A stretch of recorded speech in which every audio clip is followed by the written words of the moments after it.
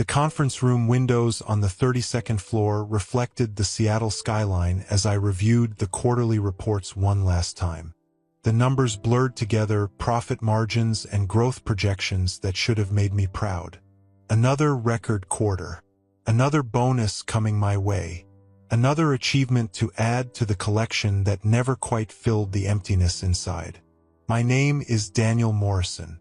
I'm 38 years old, and I work as a senior vice president at one of the largest tech firms in the Pacific Northwest. From the outside, my life looks like the American dream realized. Corner office with a view of Puget Sound. Six-figure salary with stock options. A luxury condo in Belltown. The kind of success story that gets featured in alumni magazines and LinkedIn posts about grinding your way to the top. But success has a way of amplifying what's missing rather than filling the void.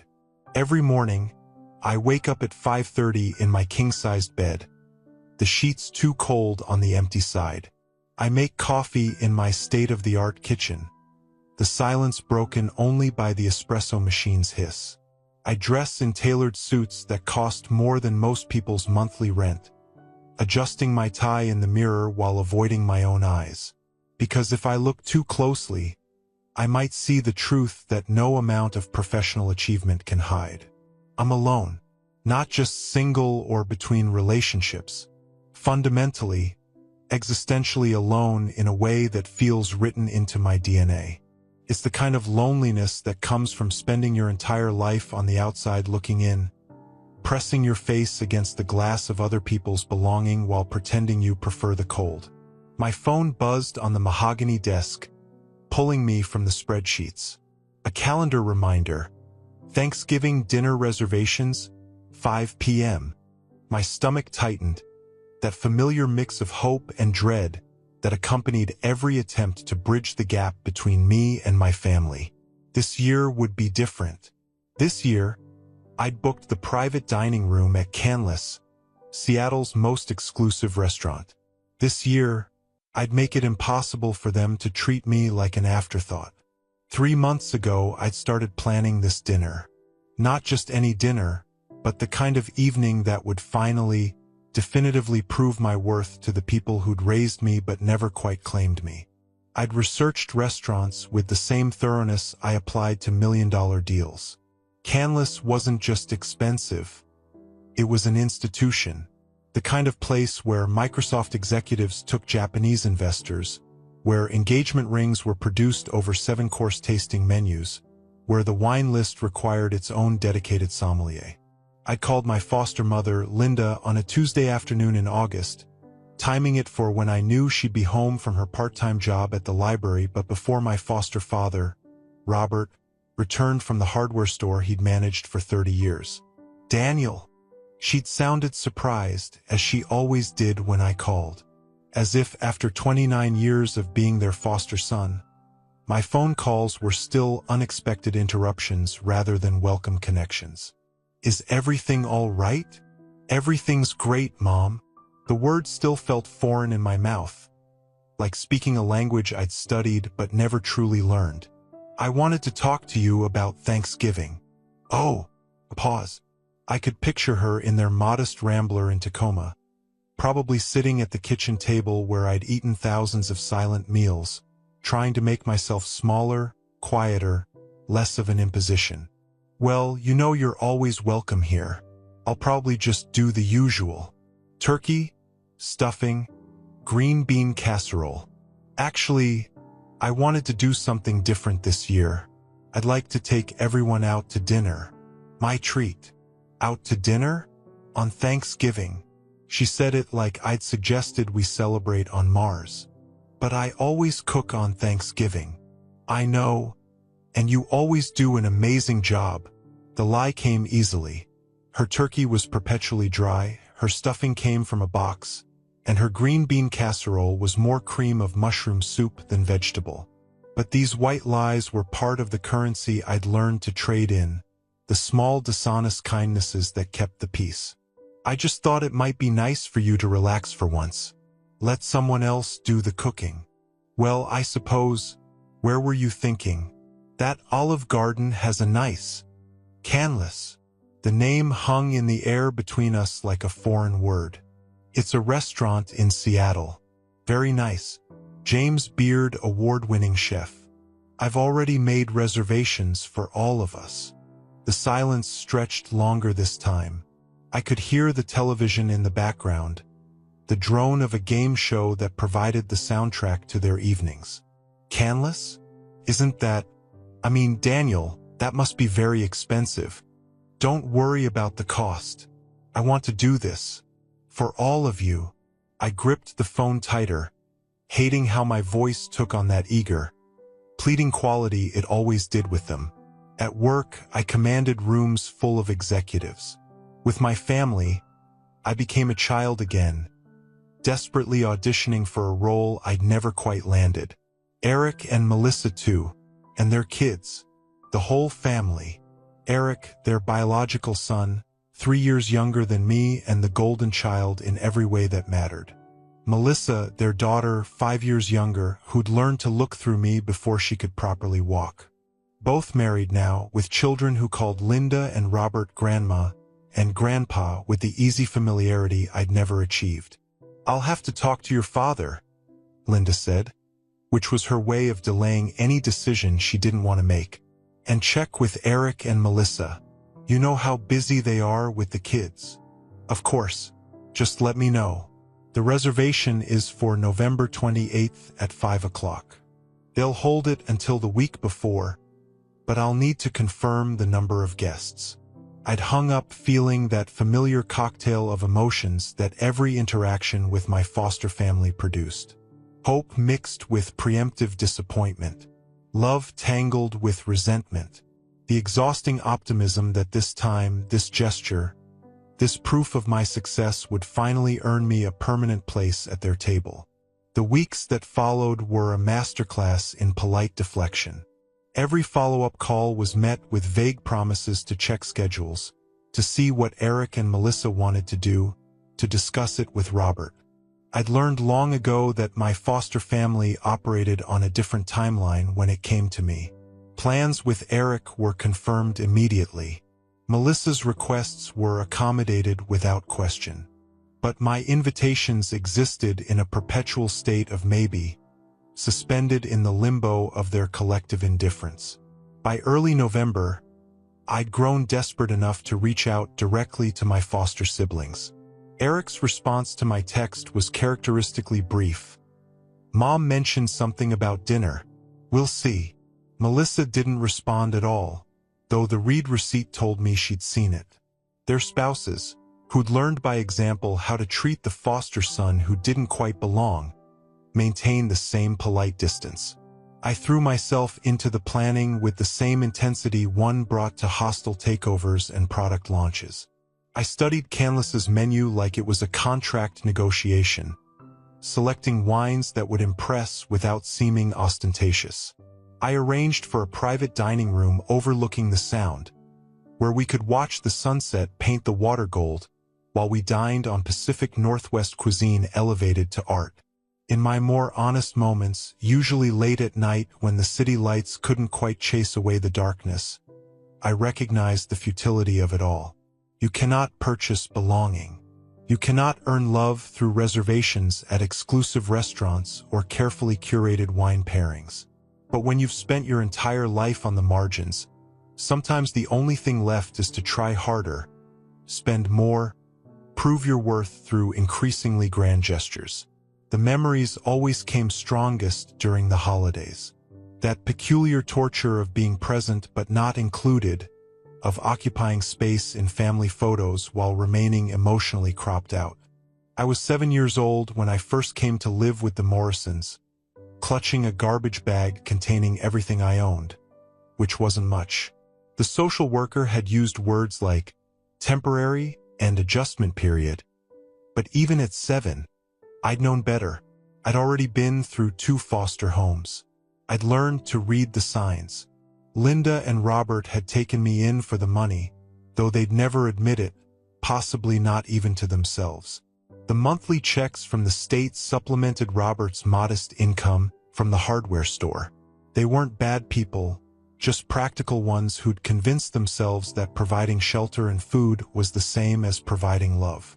They'd been trying for another child when I arrived, and when Melissa was born 2 years later, I understood with the clarity that only comes to abandoned children that I was no longer necessary. But it was the small exclusions that cut deepest. The family vacations I learned about from overheard conversations, planned for when I was at summer camp. The inside jokes I couldn't understand, built on shared experiences I hadn't been part of. The photo albums filled with pictures of Eric and Melissa at every age, while my presence was documented only in formal school photos, lined up on the hallway wall like an afterthought. The holidays were always the worst. Thanksgiving meant watching Linda fuss over Eric's favorite dishes while my preferences went unasked. Christmas meant gifts chosen with obligatory care rather than intimate knowledge. Santa always seemed to know exactly what Eric and Melissa wanted, while my presence carried the generic thoughtfulness of gift cards and practical clothes. I learned to say thank you with enthusiasm that matched their lack of it, to perform gratitude for the sake of keeping peace. There was one bright spot in those years, one person who seemed to see me as more than an obligation or an inconvenience. Grandpa Joe, Robert's father, who lived in a small apartment in Tacoma's Stadium District and refused to move in with the family despite repeated offers. He was a man who'd worked 40 years at the port of Tacoma, loading and unloading ships with hands that remained strong even as they grew gnarled with age. "Come here, Danny boy," he'd say when I visited, using a nickname no one else bothered with. His apartment smelled like pipe tobacco and old books, cluttered with maritime memorabilia and photographs from his merchant marine days. While Linda and Robert maintained careful boundaries around my presence in their lives, Grandpa Joe acted like I'd always been there, like I belonged simply because I existed. He taught me to play chess on a set he'd bought in Hong Kong, telling stories about each piece's journey across the Pacific. He showed me how to tie sailors' knots with patient hands, never growing frustrated when I fumbled with the rope. Most importantly, he talked to me like I mattered, asking about school with genuine interest, remembering the names of my teachers and friends when my foster parents couldn't. "You're a Morrison boy, same as Eric," he'd tell me, his blue eyes fierce behind wire-rimmed glasses. "Don't let anyone tell you different." But even Grandpa Joe couldn't change the fundamental dynamics of the Morrison household. I remained the foster child, the charity case, the monthly check from the state. Eric remained the real son, the one whose achievements were celebrated and whose failures were forgiven. Melissa remained the princess, the long-awaited daughter who could do no wrong. And I remained what I'd always been, necessary but not wanted, present but not family. High school brought new forms of isolation. Eric played football, Robert attending every game while I sat in the stands alone, cheering for a brother who barely acknowledged my existence. Melissa joined dance, Linda driving her to competitions across the state while my academic achievements went unnoticed. I graduated valedictorian, giving a speech to a crowd that included no one there specifically for me. The Morrisons attended, sitting politely in the middle rows, leaving as soon as the ceremony ended to attend Eric's end-of-year football banquet. College became my escape, a full scholarship to the University of Washington that I'd earned through late nights studying while the family watched movies together in the living room. I'd chosen computer science partly because I was good at it, but mostly because code was logical, predictable, controllable in a way that human relationships had never been. Programs either worked or they didn't. There was no middle ground of polite indifference, no careful distances maintained through practiced courtesy. I threw myself into my studies with the desperate intensity of someone trying to outrun their past. While my classmates enjoyed the social aspects of college life, I haunted the computer labs, building programs and breaking them down again, finding solace in the binary certainty of zeros and ones. My professors praised my dedication, mistaking my isolation for ambition, my loneliness for drive. The Morrisons called occasionally dutiful check-ins that followed a script we'd all memorized. How are classes? Fine. Do you need anything? No, I'm good. Are you coming home for break? I'll try. The conversations lasted exactly as long as politeness required and not a second longer. I learned to time them, averaging 7 minutes, never more than 10. As if there was an invisible meter running that charged them for every word spent on their foster son. Graduation came and went with the same muted acknowledgement as high school. They attended, took the obligatory photos, and left early to beat traffic. Eric had a baseball game. Melissa had a recital. There was always somewhere more important to be, someone more important to celebrate. I stood in my cap and gown, diploma in hand, watching their car disappear into the parking lot while my classmates celebrated with their families around me. The tech industry embraced me in a way my foster family never had. Here, my ability to work 18-hour days was seen as dedication rather than avoidance. My lack of personal commitments made me the ideal employee, always available for the urgent project, the weekend deployment, the red-eye flight to solve a crisis. I climbed the corporate ladder with the single-minded determination of someone who had nothing to lose and everything to prove. Success came quickly in a field that valued results over relationships. Junior developer to senior developer in 2 years. Team lead by 25. Manager by 27. Each promotion came with more money, more responsibility, more proof that I was worth something, even if the people who should have believed in me first never quite got the message. I bought my first condo at 28, a one-bedroom in Capitol Hill that cost more than the Morrison house was worth. I remember calling to share the news, the excitement in my voice met with Linda's careful congratulations and Robert's gruff reminder about the responsibilities of homeownership. Eric had bought a starter home in Tacoma the year before with their help for the down payment. My achievement, accomplished alone, seemed to make them uncomfortable rather than proud. The pattern continued through my 30s. Every milestone I reached, the promotion to director, the move to the luxury condo, the company car, the stock options, was met with the same polite acknowledgement from my foster family. They weren't cruel about it, which almost made it worse. Cruelty would have been honest. Instead, they maintained their careful cordiality, treating me like a distant relative they were obliged to remember rather than a son they'd raised for over 20 years. I dated sporadically, relationships that inevitably foundered on my inability to believe anyone could actually want me for more than what I could provide. Women found me attractive enough, successful enough, generous enough. But when they looked closer, when they tried to understand why I flinched at casual affection or couldn't accept compliments without suspicion, when they wanted to meet my family and understand where I came from, I pulled away. It was easier to be alone than to explain that I'd spent my entire life auditioning for love and failing the part.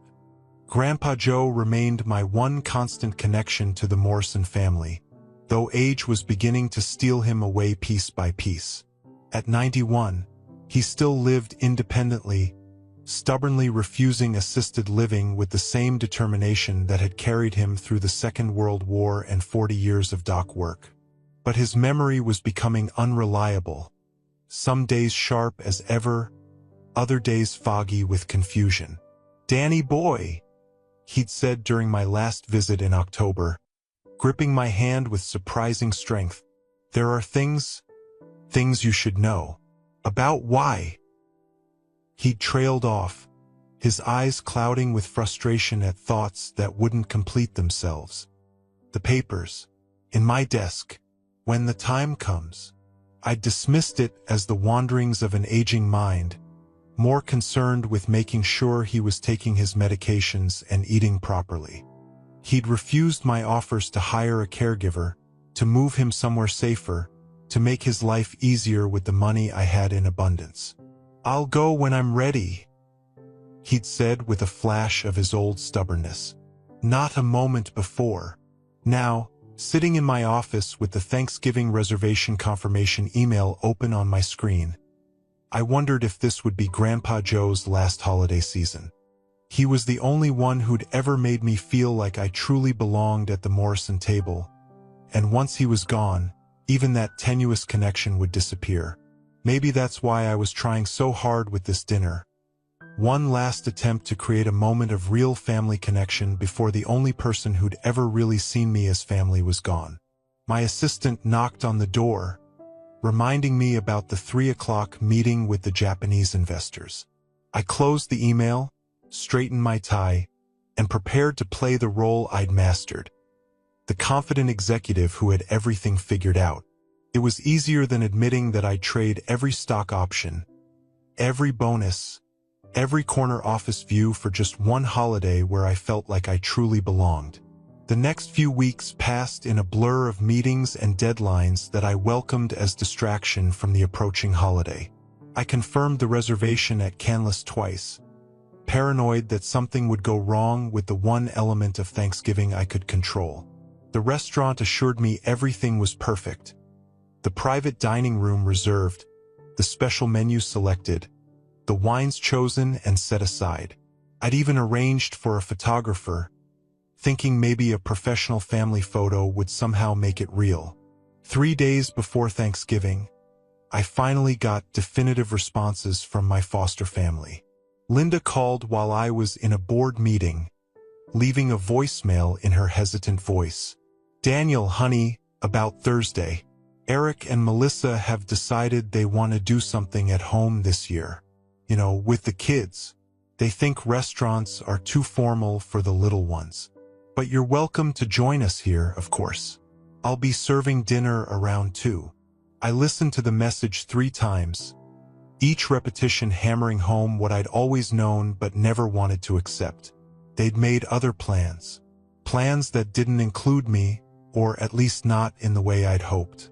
The expensive restaurant, the careful planning, the desperate attempt to purchase belonging, none of it mattered. I was welcome to join them, of course. Always welcome, never wanted. I called Canlis to cancel, the hostess's sympathetic tone suggesting I wasn't the first person to discover that reservations couldn't repair relationships. She offered to keep the booking in case I changed my mind, perhaps sensing something in my voice that revealed more than I intended. I thanked her but declined. The idea of sitting alone in that private dining room, surrounded by empty chairs and wasted possibility, was more than I could bear. But as Thursday approached, something hardened inside me.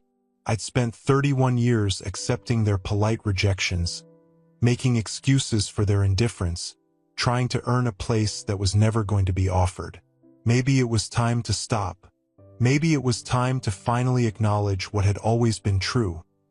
I was alone, had always been alone, would always be alone. At least at Canlis, I'd be honestly alone rather than surrounded by people pretending I mattered. I called back and confirmed the reservation for 1.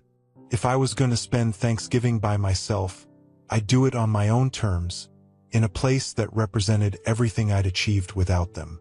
The hostess, the same one who'd heard the pain in my voice days earlier, assured me they'd take excellent care of me. It was a professional kindness that somehow hurt more than my family's personal indifference. Thanksgiving arrived gray and drizzling, Seattle wrapping itself in the kind of persistent mist that blurred the boundaries between sky and sea. I spent the morning working, answering emails from international clients who didn't celebrate American holidays and were puzzled by the out-of-office messages from their U.S. contacts. Work was easier than thinking, easier than acknowledging what the evening would bring. At 3 o'clock, I showered and dressed in my best suit, a charcoal gray Tom Ford that had cost more than most people's monthly salary. I chose my father's vintage Rolex, the one thing of value I'd inherited from whatever life I'd had before the foster system. The weight of it on my wrist felt appropriate, a reminder that I'd come from somewhere, even if I'd never know where. The drive to Canlis took me past the Morrison house, though I told myself I hadn't planned the route that way. Their driveway was full of cars. Eric's SUV with the stick figure family decals on the back window, Melissa's minivan with the honor student bumper stickers. Other cars I didn't recognize, probably in-laws and extended family. The real family that gathered while I headed to my reservation for one. For a moment, I considered stopping, knocking on the door with the bottle of wine sitting on my passenger seat, accepting their grudging invitation to squeeze in at the table wherever there was room. But I could already see how it would go. The awkward shuffling to make space, the stilted conversations, the children asking who I was because they saw me so rarely, the careful distance maintained even in proximity. I drove on. Canlis sat perched on a hillside overlooking Lake Union, its mid-century modern architecture, a testament to Seattle elegance that had endured since the 1950s. Valet attendants in crisp uniforms took my car with practiced efficiency, their professionalism a stark contrast to the pitying look in their eyes when I confirmed I was dining alone on Thanksgiving. The maitre d' led me through the main dining room, past tables filled with families and celebrations, to the private room I'd reserved for 8. They'd set it for 1, the lone place setting at the head of the table looking more like an art installation about loneliness than a dinner arrangement. Floor-to-ceiling windows framed the Seattle skyline, city lights beginning to twinkle as dusk approached. "Would you prefer we set you in the main dining room, Mr. Morrison?" the maitre d' asked gently. "Perhaps at the chef's counter?" "No, this is fine." My voice sounded hollow in the empty room. "This is what I reserved." He nodded, too professional to comment on the waste of a private room for a single diner. The sommelier appeared with the wines I'd selected, going through the ritual of presentation and tasting as if I had a table full of guests to impress. I approved each bottle, letting him pour the Chablis while the reds decanted, maintaining the pretense that this was a celebration rather than a capitulation. The first course arrived. Cushy oysters with champagne mignonette, arranged on a bed of ice like precious pearls. I ate mechanically, the briny sweetness lost on a palate numbed by emotion. Outside, a seaplane landed on Lake Union, its passengers probably heading home to real families, real connections, real belonging. With each course, the butternut squash soup with brown butter and sage, the duck confit with cherry gastrique, the Pacific halibut with seasonal vegetables, the weight of my solitude grew heavier. The empty chairs around the table seemed to mock my ambition, each one a testament to relationships I'd never quite managed to build. I'd reserved this room imagining laughter, conversation, the clink of glasses raised in toast to family and gratitude. Instead, I had only the soft sounds of professional service and the distant murmur of other people's happiness. I was halfway through the main course, a perfectly cooked beef tenderloin that tasted like ash in my mouth, when I heard footsteps in the hallway. Heavy, deliberate steps that paused at the doorway to my private dining room. I looked up, expecting to see the sommelier returning to check on the wines, and instead found Grandpa Joe standing in the entrance, wearing his old navy peacoat and a determined expression. "Grandpa!" I stood so quickly I nearly knocked over my wine glass. "What are you doing here? How did you even know?" "Sit down, Danny boy." His voice carried an authority I hadn't heard in years, cutting through the fog of confusion that had marked our recent conversations. He moved into the room with surprising steadiness for a 91-year-old man, pulling out the chair to my right and settling into it with a soft grunt. "We need to talk." "But the family dinner." "I know about the family dinner." His blue eyes, magnified behind his glasses, held a clarity I hadn't seen in months. "Just like I know about every other dinner you've been excluded from, every holiday you've spent on the edges, every time they've made you feel like you don't belong." The words hit me like physical blows, each one acknowledging a truth I'd never heard anyone else speak aloud. I sank back into my chair, stunned by the sudden honesty after decades of careful silence. "I should have done this years ago," he continued, reaching into his coat pocket and withdrawing a manila envelope, aged and slightly bent. But I was a coward. Kept telling myself it wasn't my secret to tell, wasn't my place to interfere. But watching you tonight, sitting here alone in this fancy restaurant trying to buy what should have been freely given, I can't let it go on. He placed the envelope on the table between us, his gnarled fingers trembling slightly. The truth about why Robert and Linda took you in, about who you really are, about why they've kept you at arm's length all these years. I stared at the envelope like it might explode. I don't understand. Your mother, he said quietly. Your real mother was Robert's sister, my daughter, Sarah. The restaurant noise faded to white static. I gripped the edge of the table, needing something solid to anchor me as the world tilted off its axis. That's not. Robert said he was an only child. That's what he's told everyone since Sarah died. Grandpa Joe's voice cracked with old grief. But she was real, and she was brilliant, and she was stubborn as hell. Got pregnant at 17 by some boy who vanished the moment he heard the news. This was 1986. Mind you, different times. I wanted her to keep the baby but my wife, God rest her soul, had other ideas about family reputation and what the neighbors would think. He paused, gesturing for the hovering server to pour him a glass of wine. His hands shook as he lifted it, taking a small sip before continuing. Sarah went to live with my sister in Portland during the pregnancy. Had you there, away from prying eyes and small-town gossip. The plan was adoption, a nice couple who couldn't have kids of their own. All arranged through the church, everything proper and legal. But I wasn't adopted. I was in foster care, because Sarah couldn't do it. A sad smile crossed his weathered face. Took one look at you and refused to sign the papers. Said you had her father's eyes and her stubborn chin. My sister called, furious, saying Sarah was ruining her life over a baby she couldn't keep. But Sarah had made up her mind. If she couldn't raise you herself, she'd find another way. The envelope sat between us, innocuous and terrifying. Part of me wanted to grab it, tear it open, devour whatever evidence it contained. Another part wanted to run, to maintain the fiction I'd lived with for 38 years rather than face whatever truth Grandpa Joe was offering. She came home when you were 3 months old, he continued. Showed up on our doorstep with you in her arms and fire in her eyes, daring us to turn her away. And we couldn't. My wife came around the moment she held you. All her worries about reputation dissolving in the face of her grandson. Then what happened? Why did I end up in foster care? Grandpa Joe's face crumpled, aging a decade in seconds.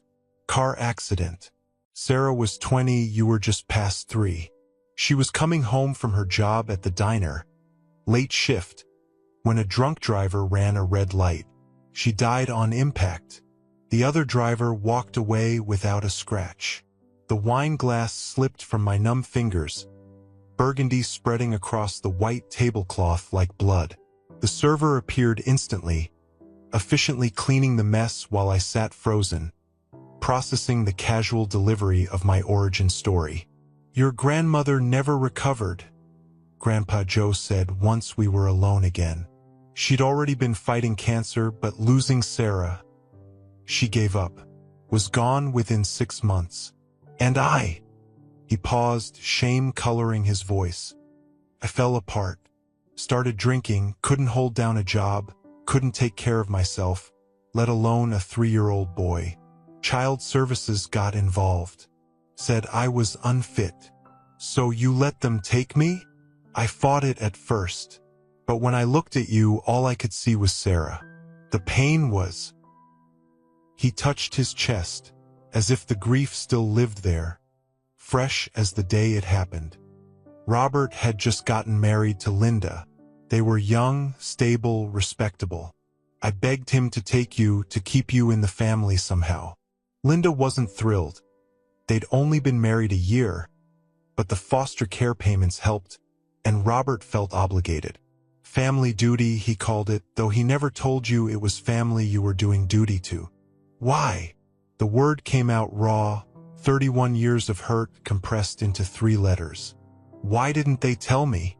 Because telling you would mean acknowledging Sarah existed, would mean explaining why their son, because that's what you are, their nephew, their blood, was being raised as a foster child instead of family, would mean admitting that they took the state's money to raise their own nephew, that they profited off family obligation. Grandpa Joe's voice turned bitter. Robert could never face that shame. Easier to pretend you were just another foster kid, that the distance they maintained was professional rather than personal. I reached for the envelope with trembling hands, finding it heavier than paper should be.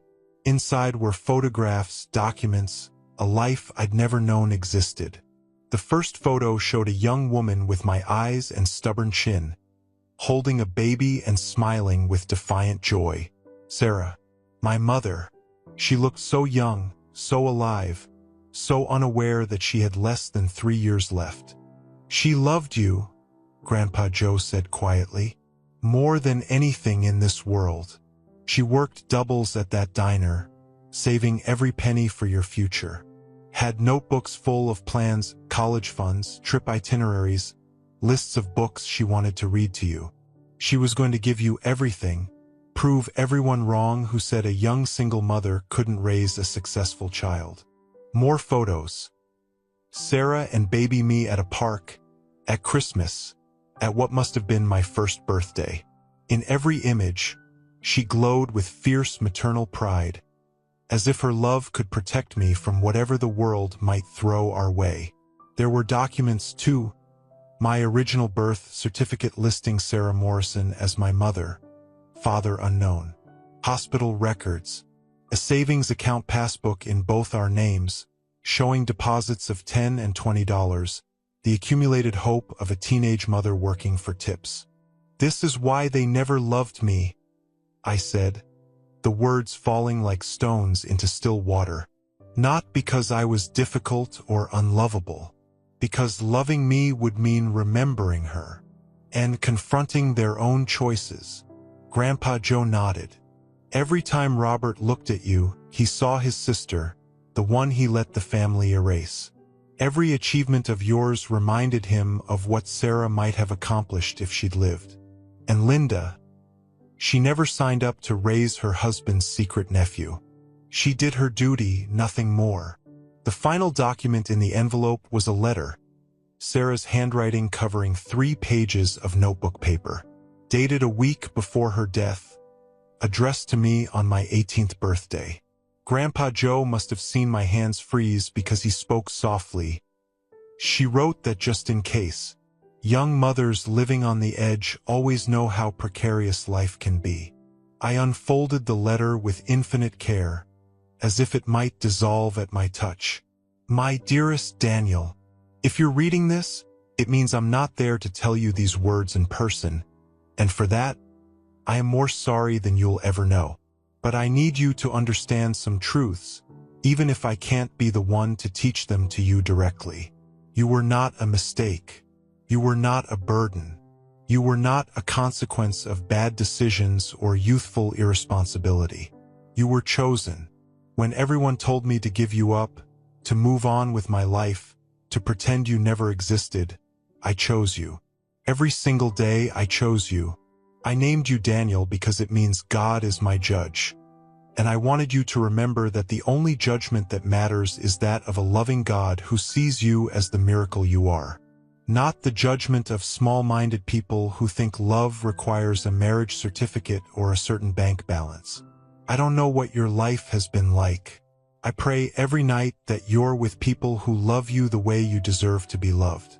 But if you're not, if you felt unwanted or unloved or like you don't belong, please know that you were desperately wanted and fiercely loved from the moment I knew you existed. You have my father's eyes and my stubborn streak. You probably have my temper too, and for that I apologize in advance. But you also have something neither of us possessed. You have the strength to survive whatever led to you reading this letter without me. That makes you stronger than I ever was. Be brave, my darling boy. Be kind. Be yourself unapologetically and completely. Don't let anyone make you feel like you need to earn love through achievement or good behavior. You are worthy of love simply because you exist, because you are my son, because you are you. I may not be there to see you graduate, to dance at your wedding, to hold your children. But I am with you. In every moment of joy, in every accomplishment, in every quiet Sunday morning, I am there, loving you across whatever divide separates us. All my love, forever and always, Mom, Sarah. The tears came then, 35 years of unshed grief pouring out in the private dining room of Seattle's finest restaurant. I cried for the mother I'd never known, for the love I'd been denied, for the family that had raised me as a stranger when I was blood. I cried for the little boy who'd tried so hard to be good enough, not knowing that no amount of goodness could overcome their need to forget. Grandpa Joe's weathered hand covered mine, his own eyes wet behind his glasses. She would have been so proud of you, Danny. Everything you've accomplished, the man you've become despite everything. She would have been so damn proud. Why now? I asked when I could speak again. Why tell me this now? Because I'm 91 years old, and I won't live forever. Because you deserve to know where you came from. Because watching you try to buy their love with fancy dinners when you've already paid for it with 31 years of accepting less than you deserved. I couldn't let you go on not knowing. He squeezed my hand. And because Sarah would never forgive me if I took this secret to my grave. We sat in silence while I absorbed the earthquake that had just rearranged my entire understanding of myself. Every slight, every cold shoulder, every missed birthday and half-hearted holiday invitation suddenly made sense. They hadn't failed to love a foster child. They'd failed to love their own family, and somehow that was both better and infinitely worse. What do I do with this? I asked finally. Whatever you want, Grandpa Joe said simply. The truth is yours now. Confront them, forgive them, walk away from them. That's your choice. But at least now you can make it with full knowledge of who you are and why they are the way they are. Do Eric and Melissa know? He shook his head. Robert and Linda never told them. As far as they know, you're just the foster kid their parents took in for the money. Though I suspect Eric's figured out something over the years. You have Sarah's eyes, and he's seen the few pictures I kept displayed. The server appeared, discreetly asking if we'd like dessert. I almost laughed at the absurdity of following social niceties when my world had just imploded. But Grandpa Joe ordered the pumpkin pie with surprising appetite, so I did the same, going through the motions of normalcy while my mind raced. There's one more thing, Grandpa Joe said as our pie arrived. He pulled out his phone, an ancient flip model he'd reluctantly accepted, and showed me a contact. This is Tom Bradley. He was Sarah's best friend in high school, probably the only person besides me who really knew her. He's a teacher now, lives in Olympia. Been asking about you for years, but Robert forbade me from making contact. Well, Robert doesn't get to forbid me anything anymore. I stared at the number. Another connection to a past I'd never known existed. Another person who'd known and loved my mother, who'd been denied access to me just as I'd been denied knowledge of them. There are others too, Grandpa Joe continued. Sarah's friends from the diner. The nurse who helped deliver you and kept in touch until after. People who've wondered about Sarah's boy all these years. You have a whole history, Danny. People who loved your mother and would love to know you. If you want that. I don't know what I want, I admitted. This morning I thought I knew who I was. Successful. Alone. Unloved by choice or circumstance. Now you know you were loved. Are loved. That the family who raised you failed you not because you were unworthy, but because they were cowards. His voice turned fierce. Don't you let their cowardice define you for one more minute. You're Sarah Morrison's son, and she was the bravest person I ever knew. We finished our pie in companionable silence, the first truly comfortable moment I'd ever shared with a Morrison family member. When the check came, Grandpa Joe fought me for it with surprising vigor, but I won by virtue of already having my credit card out. Let me do something for you, I said. After everything you've given me tonight. He patted my hand. You've already given me something. Peace. I can go to my Sarah knowing I finally did right by her boy. We walked out together, past the happy families finishing their Thanksgiving dinners, out into the Seattle night that suddenly seemed less cold. At the valet stand, I helped him into my car, deciding to drive him home rather than let him take the bus he'd apparently used to get here. How did you know where to find me? I asked as we drove south toward Tacoma. A ghost of his old mischievous smile crossed his face. I may be old, Danny boy, but I'm not stupid. When Linda mentioned you'd made reservations at some fancy place called Canlis, I wrote it down. And when she called this afternoon to say you weren't coming to dinner after all, I knew exactly where you'd be. You're like your mother that way. When the world hurts you, you don't hide. You dress up nice and dare it to hurt you more. The drive to his apartment passed too quickly, filled with stories about Sarah I'd never heard. How she'd won the school science fair 3 years running. How she'd organized a protest against the dress code that banned girls from wearing pants. How she'd spent her pregnancy reading to me, convinced that babies could hear and learn in the womb. She recorded tapes, he said as I pulled up to his building. Nursery rhymes and stories, so you'd know her voice even if she had to work late. I think Robert has them somewhere, boxed up with the rest of Sarah's things in his attic. Things he couldn't throw away but couldn't bear to look at either. I'll ask him for them, I said, though the thought of confronting Robert with my new knowledge made my stomach turn. You do whatever feels right, Grandpa Joe said, gripping my shoulder with surprising strength. But remember, you don't owe them anything. Not understanding, not forgiveness, not silence. The only person you owe anything to is yourself. I helped him to his door, noting how he fumbled with his keys, how the brief clarity of the evening was already starting to fade.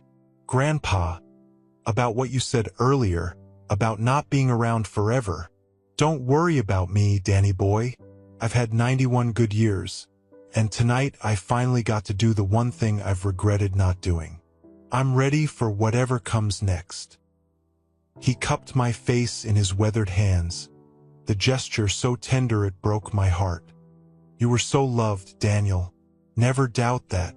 Your mother loved you enough for a lifetime in the 3 years she had. And I've loved you every day since, even when I was too much of a coward to show it properly. I hugged him then, this old man who'd carried my secret for decades, who'd chosen tonight to finally free us both. He felt fragile in my arms, but his spirit remained strong as steel. I'll come by tomorrow, I promised. We can have leftovers and you can tell me more about her. I'd like that, he said, then disappeared into his apartment, leaving me standing in the hallway rearranging my entire understanding of myself. The drive back to Seattle passed in a blur of city lights and racing thoughts. I had a mother who'd loved me, a grandfather who'd fought for me in his own flawed way, an aunt and uncle who'd raised me as a paid obligation rather than acknowledge the family connection, cousins who didn't know we shared blood, an entire history erased because it was easier than confronting hard truths. Back in my condo, I spread the contents of the envelope across my dining table, studying each photograph like an archaeologist discovering a lost civilization.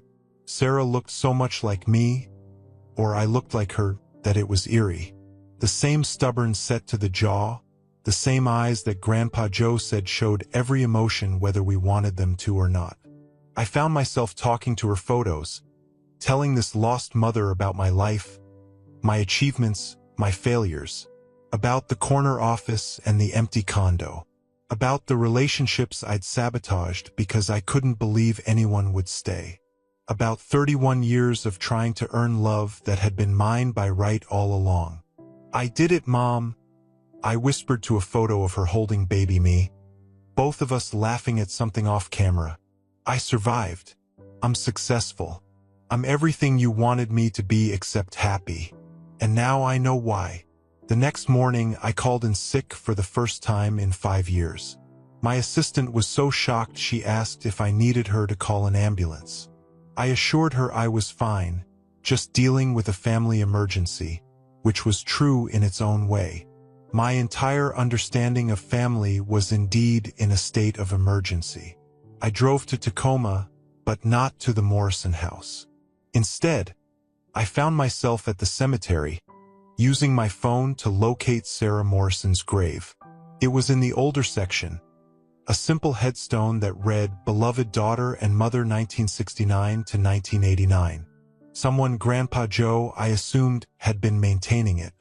Fresh flowers sat in the built-in vase, chrysanthemums bright against the November gray. I sat on the damp grass, uncaring about my expensive jeans, and talked to my mother for the first time in 35 years.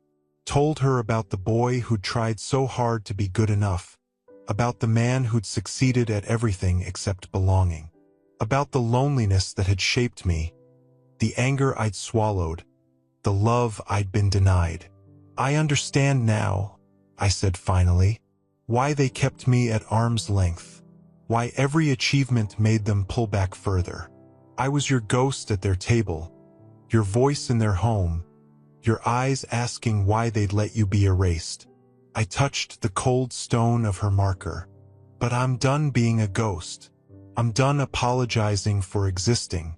You chose me, and now I choose myself." When I arrived at Grandpa Joe's apartment, I found him more confused than the night before. The clarity that had allowed him to reveal the truth faded back into the fog of age. But he smiled when he saw me, reaching out with those gnarled fisherman's hands. "Danny boy," he said, then frowned. "Or is it Tommy? I can never." "It's Danny," I said gently. "Daniel, Sarah's son." "Sarah." His face lit up, then crumpled. "My Sarah. She's gone. Isn't she? I forget sometimes. Think she's just at work. That damn diner with its late shifts." We spent the afternoon looking through his photo albums, him narrating when his memory allowed, me filling in gaps with what I'd learned from the documents. I used my phone to record his stories, preserving what I could of the family history I'd never known existed. By evening, exhaustion was pulling at him, the burst of energy that had carried him to Canlis clearly an anomaly. I helped him to bed, making sure his medications were sorted, his apartment secure. As I was leaving, he gripped my hand with surprising strength. "Take care of my girl's boy," he said, and I wasn't sure if he was talking to me or someone else. Maybe Sarah herself. "He's all we got left of her." "I will," I promised, kissing his forehead.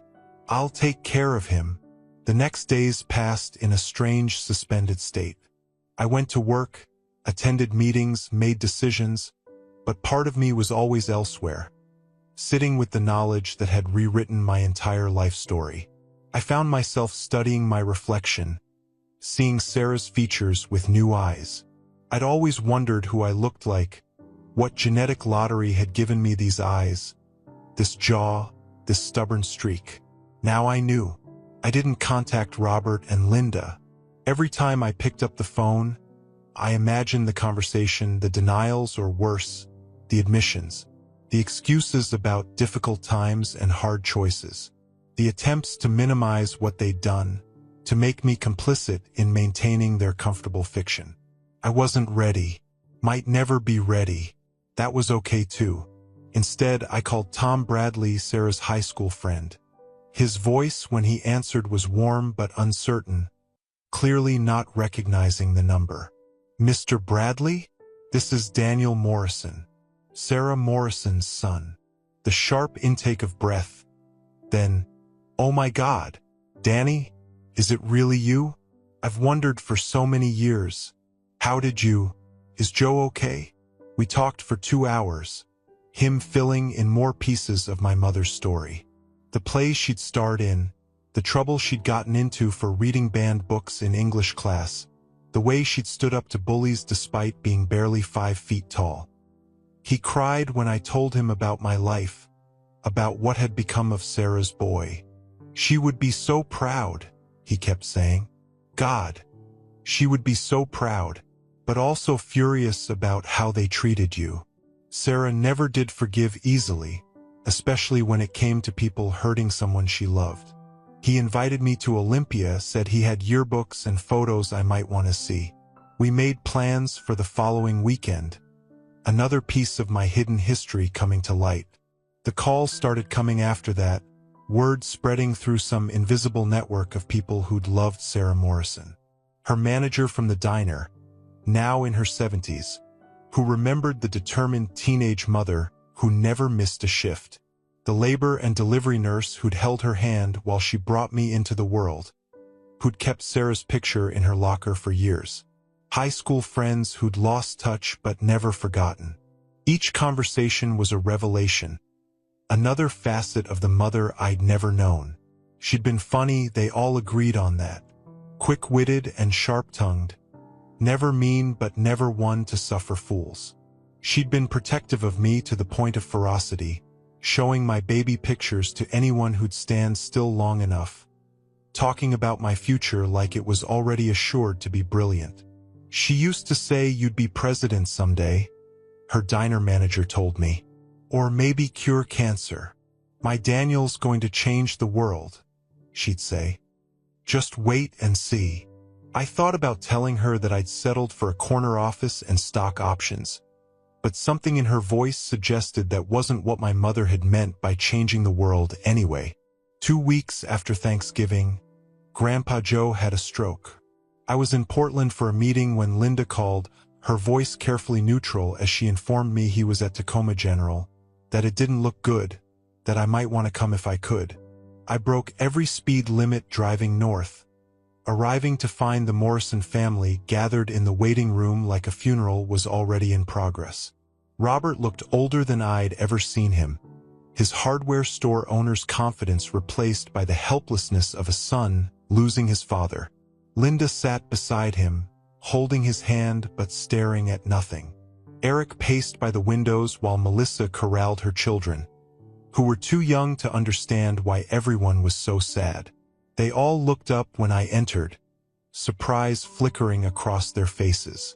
I'd texted that I was coming, but apparently they'd assumed I wouldn't make it, wouldn't care enough to rush back for the grandfather who'd been the only one to really claim me. "Daniel," Linda said, rising halfway from her chair, "you didn't have to." "Yes, I did." I cut her off, not rudely but firmly. "He's my grandfather." The words hung in the air, heavier than they should have been. Eric's pacing stopped. Melissa looked between me and her parents, confusion clear on her face. Only Robert's expression didn't change, though something flickered in his eyes. Guilt, maybe, or recognition that the reckoning he'd avoided for 31 years was finally at hand. The doctor appeared before anyone could respond. A tired-looking woman who delivered the news with practiced compassion. Massive stroke. Significant brain damage. Life support was all that was keeping him alive. Decisions needed to be made. "He has a DNR," Robert said heavily. He was very clear about not wanting extraordinary measures. The family agreed, united in respecting Grandpa Joe's wishes even as it broke their hearts. I signed the papers alongside Robert, my name on the family documents feeling both foreign and exactly right. We were allowed in to say goodbye in shifts, And when my turn came, I found myself alone with the man who'd given me back my history. He looked smaller in the hospital bed, the monitors and tubes making him seem fragile in a way he'd never been in life. I took his hand, still calloused from decades of doc work, and told him about all the people I'd talked to, all the stories I'd collected about Sarah. She was amazing, Grandpa, just like you said, brave and funny and fierce. I wish I'd known her, but I'm so grateful I knew you, that you loved me when it would have been easier not to, that you finally told me the truth. I thought about all the things I wanted to say, all the questions I'd never get to ask. But in the end, only one thing mattered. I love you, Grandpa. Sarah's boy loves you, and we'll both be waiting for you on the other side. His hand seemed to squeeze mine, probably just a reflex, but I chose to believe otherwise. I stayed with him until the nurse said it was time, then joined the family in the waiting room for the vigil that would last another 6 hours. As night fell and exhaustion set in, the careful barriers between us began to crumble. Melissa's children fell asleep across several chairs, and she covered them with her coat, the gesture so maternal it made my chest ache for all the mothering I'd missed. I don't understand, she said quietly, looking at me with eyes that were Robert's but also, I realized now, Sarah's. You said he's your grandfather, but I thought, aren't you? Foster care, Eric said before I could answer, but his tone was thoughtful rather than dismissive. But that's not the whole story, is it? I've been wondering for years. You look like the pictures Grandpa keeps on his mantle, the ones he never talks about. I looked at Robert, giving him one last chance to control the narrative. He stared back, face gray with more than grief, then slowly shook his head. Tell them, he said quietly. They should know, should have known all along. So I did. In that sterile waiting room, while Grandpa Joe's life quietly ended down the hall, I told Eric and Melissa about their Aunt Sarah, about the cousin they'd been raised to see as a charity case, about the family secret that had poisoned every holiday dinner and birthday celebration for 3 decades. Melissa cried, not for Grandpa Joe but for the relationship we'd never had, for the cousin she'd been taught to keep at arm's length without understanding why. Eric sat in stunned silence, occasionally shaking his head as pieces of our childhood clicked into place. This is why you were never in the photo albums, he said finally. Why Mom always got weird when people asked about adoption. Why Dad insisted on calling you our foster brother, even after 20 years. Christ, Daniel, I'm so sorry. You didn't know, I said, and meant it. They'd been children, as innocent as I'd been, acting out roles assigned by adults who'd chosen silence over truth. But we should have, Melissa insisted. We should have questioned it. Should have wondered why you were different, why they treated you different. We just accepted it because it was easier, Eric finished. Because wondering would have meant seeing Mom and Dad as something other than perfect. Damn it. Linda had remained silent through the revelation, but tears streamed down her face. When she finally spoke, her voice was barely a whisper. I never wanted children when Robert and I married, but he convinced me, said it was important to take you in. For the money, he said, to help with the bills. But really it was guilt. He couldn't let his sister's child go into the system, but he couldn't acknowledge you either. So we split the difference, kept you fed and clothed and at arm's length, telling ourselves it was enough. It wasn't enough, I said. Not cruelly but with the clarity that comes from finally understanding a lifetime of hurt. But I survived it. Sarah would be proud of that, at least. Grandpa Joe died at 11:47 p.m., slipping away as quietly as he'd carried my secret for decades. We were all there when it happened, the Morrison family complete for the first time, united in grief and guilt and the complicated love that comes from shared history, even when that history is painful. The funeral was 3 days later, a simple service that Grandpa Joe had planned himself, down to the music and readings. The church was fuller than expected. Dock workers he'd worked alongside, neighbors he'd helped, friends from the senior center where he played cards every Wednesday, and scattered throughout, people I recognized from photos. Sarah's friends, coming to say goodbye to the man who'd been all that was left of her.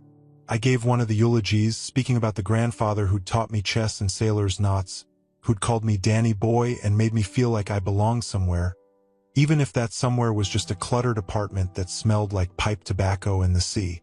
I talked about his bravery in finally telling the truth, in choosing honesty over comfort in his final days. Joseph Morrison was not a perfect man, I concluded. He made mistakes, kept secrets, let fear override love too many times. But in the end, he chose courage. He chose truth. He chose to make sure that Sarah Morrison's son knew he was loved, had always been loved, would always be loved. For that, I will be forever grateful. After the service, as we gathered at the graveside, Tom Bradley approached me. He'd aged since the yearbook photos, but his eyes were kind as he pressed something into my hand. "Sarah would want you to have this," he said. "She wore it every day until—" It was a simple necklace, a small compass on a delicate chain. I remembered it from the photos, hanging around my teenage mother's neck as she held baby me. "True north," Tom explained. She said it would always help her find her way back to what mattered. "I think she'd say you were her true north, Daniel. You always were." I fastened it around my neck, feeling the weight of it against my chest like a physical connection to the mother I'd never known, but who'd loved me with a fierceness that death couldn't diminish. The reception was at Robert and Linda's house, the first time I'd been inside since my failed Thanksgiving plans. It felt different now, knowing that I belonged here by blood if not by welcome. The house was full of photos I'd never really studied before, and now I could see Sarah's ghost in them. The empty spaces where she should have been, the careful crops that excluded the sister who'd been erased. I found myself in Robert's study, drawn by a familiarity I couldn't place until I realized. This had been Sarah's room. He'd kept it as a study, but traces remained. Nail holes in the walls where posters had hung. A different color paint in the closet, as if covering up some teenage decoration.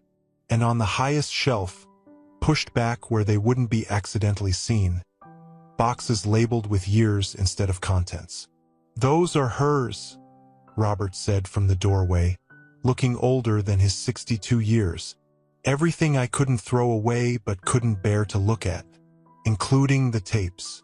The ones where she read to me?" He nodded, shame and grief warring on his face. "I used to listen to them sometimes, late at night when the guilt got too heavy. She had such a beautiful voice.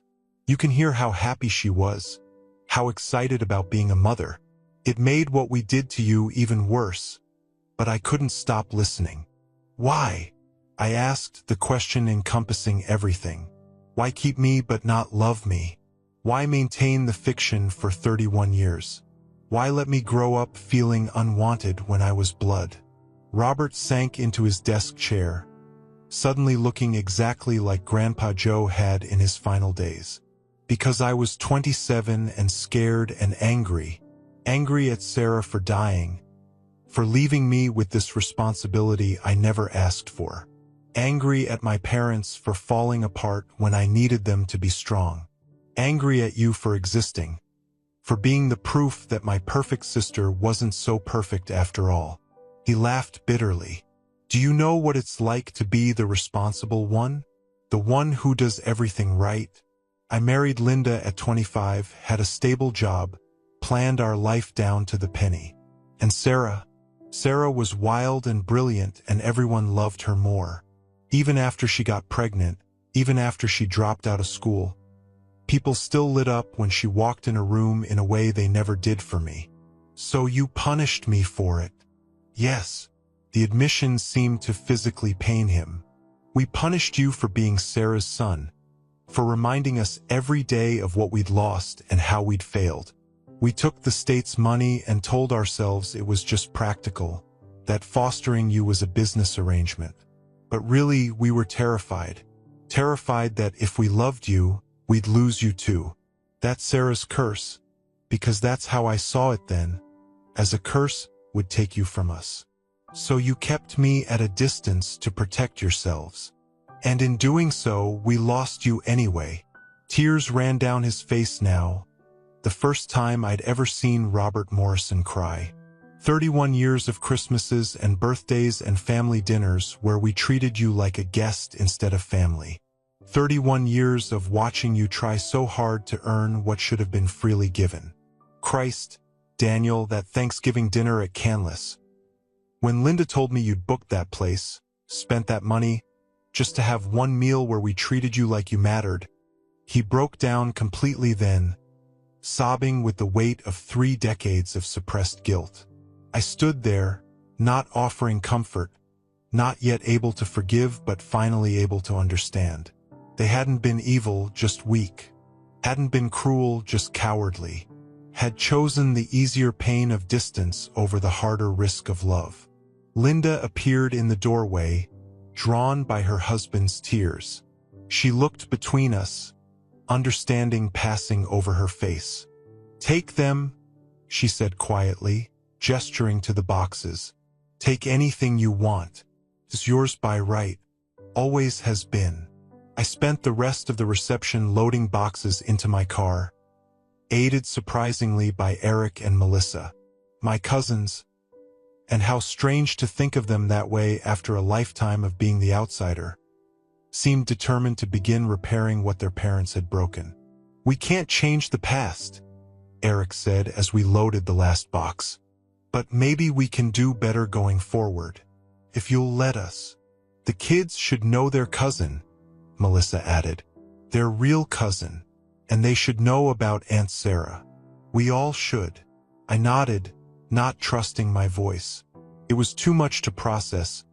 Gaining and losing a grandfather, finding and confronting a family, excavating a history that had been buried under decades of silence.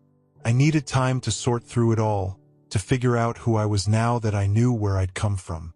Back in my condo that night, I opened the boxes one by one, each a time capsule from a life cut tragically short.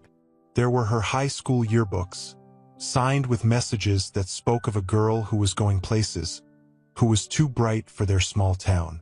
Report cards showing straight A's until senior year, when pregnancy had derailed her academic dreams. Notebooks filled with her handwriting, including one that made my breath catch. A journal she'd kept during her pregnancy. I read it cover to cover, traveling with my teenage mother through morning sickness and first kicks, through the fear and excitement of impending motherhood. She wrote to me directly sometimes, letters to her unborn child full of hopes and dreams and promises. "I'll give you everything," one entry read. "Not money, God knows I don't have any of that. But love? I've got enough love for 10 babies, and it's all yours. You'll never doubt for a second that you're wanted. Never wonder if you belong. You're mine, little one, and I'm yours, and that's all that matters." The tapes were in a shoebox, carefully labeled with dates and contents. My hands shook as I found an old cassette player in another box and inserted the first tape. Sarah's voice filled my apartment, young and clear and alive, reading "Goodnight Moon" with all the tenderness of new motherhood. "This is for you, Daniel," she said at the end. "So even when Mommy has to work late, you can hear me say goodnight. I love you to the moon and back, baby boy. Sweet dreams." I listened to every tape that night, hours of my mother's voice reading stories, singing lullabies, talking to me about her day at the diner and her dreams for our future. In the background sometimes, I could hear baby me cooing or crying, could hear her stopping to comfort me before continuing the story. It was a conversation across time, the mother I'd never known speaking to the son she'd never see grow up. Dawn was breaking by the time I reached the last tape. dated just 3 days before her death. Her voice was tired. She'd been working double shifts to save for Christmas, but still full of love. "You're getting so big, Daniel," she said. 3 years old already. You asked me yesterday why the sky was blue, and I didn't know the answer. But we'll find out together. Okay? That's what we do, you and me. We figure things out together. Always together, baby boy. No matter what. The tape clicked off, and I sat in the spreading sunlight, surrounded by the artifacts of a life that had shaped mine in ways I was only beginning to understand. I was no longer the unwanted foster child I'd believed myself to be for 38 years. I was Sarah Morrison's son, loved beyond measure, wanted with a fierceness that death couldn't diminish. The family that raised me had failed me, yes, but not because I was unworthy of love. They'd failed me because they were human, flawed, making choices based on fear and grief and the terrible arithmetic of emotional self-preservation. I could hate them for it. Part of me might always. But I could also choose to move forward, to build something new on the foundation of truth that Grandpa Joe had finally given me. To honor Sarah's memory not by dwelling on what I'd lost, but by embracing what I'd found: a mother who'd loved me, friends who remembered her, cousins who wanted to know me, and a future that was finally, fully mine to shape. The next months were a careful reconstruction, building new relationships while processing old wounds. Eric and I began meeting for coffee, awkward conversations evolving into genuine connection as we discovered shared interests beyond our shared blood. Melissa brought her children to visit, letting them get to know Uncle Daniel as more than the stranger at holiday dinners. Even Robert and Linda, weathered by guilt and grief, made tentative efforts to bridge the decades of distance. I also built a new family from Sarah's old one. Tom Bradley became a regular dinner companion, sharing stories about my mother over wine and laughter. The diner where she'd worked had closed years ago, but her former manager introduced me to other people who'd known her, each with their own memories to share. I collected their stories like treasures, building a complete picture of the woman who'd given me life. On what would have been Sarah's 54th birthday, I organized a gathering at Grandpa Joe's grave. It wasn't planned as anything formal, just a text to the various people who'd shared their memories, suggesting we might raise a glass to a woman gone too soon. But word spread through that invisible network of love and loss, and nearly 30 people showed up at the cemetery on a bright May afternoon. Tom Bradley brought his guitar and played songs Sarah had loved. Her high school drama teacher, now in her 80s, read a poem Sarah had written for English class about becoming the person you're meant to be. The labor and delivery nurse told the story of my birth, how Sarah had laughed and cried at the same time when she first held me, declaring me perfect despite the doctor's joking complaint about my cone-shaped head. Robert and Linda came, standing at the edges until Melissa pulled them into the circle. Eric gave a speech about the aunt he'd never known but whose spirit had clearly lived on in the cousin he was just getting to know. Even some of Grandpa Joe's dock worker friends attended, gruff men who remembered Joe's girl and were glad to see Joe's grandson carrying on. As the sun set, I stood before Sarah's headstone, now decorated with flowers from dozens of hands. I thought about the Thanksgiving dinner that had started this journey, the desperate attempt to purchase belonging with reservations at an exclusive restaurant. How different this gathering was: no reservations needed, no exclusive venues, just people bound together by love for a woman who'd been gone for 35 years, but whose impact rippled on. "You did it, Mom," I said quietly, touching the compass necklace I wore every day now. "You gave me everything, just like you promised. It just took a while to find it all." As people began to drift away, making promises to stay in touch that I believed they'd keep, Melissa approached with her eldest daughter, a serious 6-year-old named Emma who had Sarah's eyes, my eyes, our eyes. "Uncle Daniel," Emma said. "Mommy says you're our real uncle. Does that mean you'll come to my birthday party? I knelt down to her level, this niece I was just getting to know. I would love to come to your birthday party. Good, she said firmly. And you have to bring presents. Real uncles bring the best presents. Emma, Melissa scolded, but I laughed, the sound feeling lighter than it had in years. She's right, I said. Real uncles do bring the best presents. I've got 31 years of birthdays to make up for. As we walked back to our cars, Melissa linked her arm through mine. A casual intimacy that would have been unthinkable a year ago. I'm sorry, she said quietly, for all of it, for not questioning why you were different, for accepting the distance as normal, for letting you spend all those years feeling unwanted when you had family right there. We were kids, I said. Kids accept what adults tell them is normal. Maybe, but I'm not a kid anymore, and I want my children to grow up knowing their uncle, their real uncle. The successful one who lives in the fancy condo and has terrible taste in music. My taste in music is excellent, I protested, and she laughed. The sound so much like Sarah's on the tapes that it took my breath away. See? I'm learning things about you already. Only took 35 years. That night, I sat in my no longer empty condo, surrounded by the life I'd built from the ashes of secrets. The walls now held photos, not just of Sarah but of the new family growing around her memory. My refrigerator bore Emma's artwork, promoted from sterile stainless steel to proper uncle's gallery. My calendar showed coffee dates with Eric, dinners with Tom, birthday parties and school plays, and all the small moments that make up a connected life. I thought about Sarah often, the teenage mother who'd chosen love over convenience, who'd fought for the right to keep me even when everyone said she was ruining her life. I wondered what she'd think of the man I'd become, successful in ways she'd predicted but also scarred in ways she'd never intended. Would she be proud of the vice president title, the corner office, the view of Puget Sound? Or would she care more about the fact that I'd finally found my way home to the family she tried to give me? I knew the answer, of course. Sarah Morrison, fierce and funny and brave, wouldn't give a damn about my stock options or executive perks.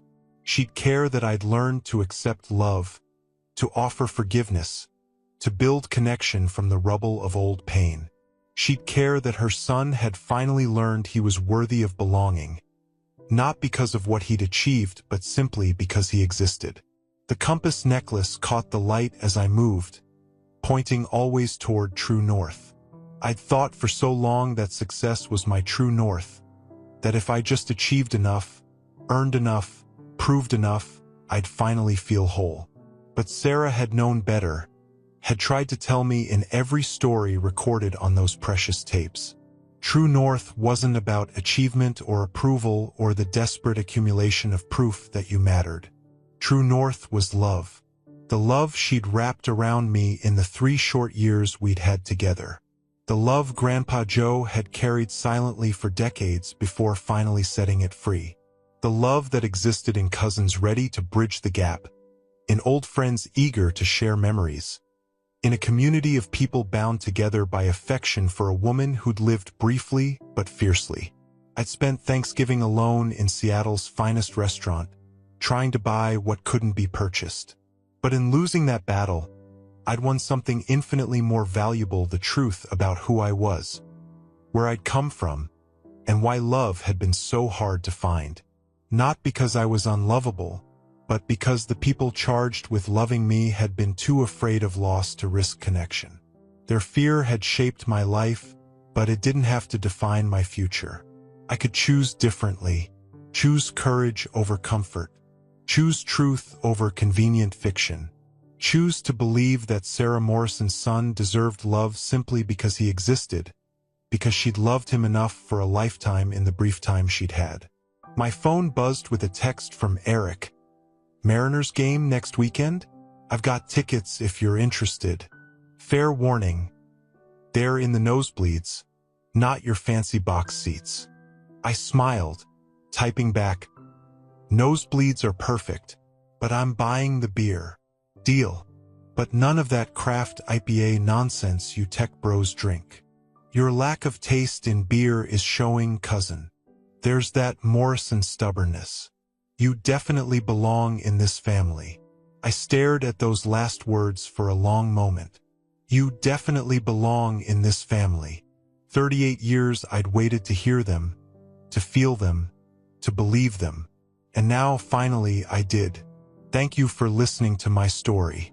If you're like me, someone who spent years trying to earn love that was never truly offered, you know these aren't just stories. They're mirrors of our deepest wounds and greatest triumphs. Subscribe if these stories resonate with your journey. Hit that notification bell. Think of it as our regular meetup, where we share truths that others might not understand. And please, leave a comment below. Tell me, have you ever felt like an outsider in your own family? What would you have done in my shoes? Your words matter to me, and they matter to everyone here who's walked this lonely path. Tomorrow, I'll be back with another story. Until then, remember, family isn't always blood, and sometimes the greatest gift is discovering who you truly are. Take care of yourself. You deserve it.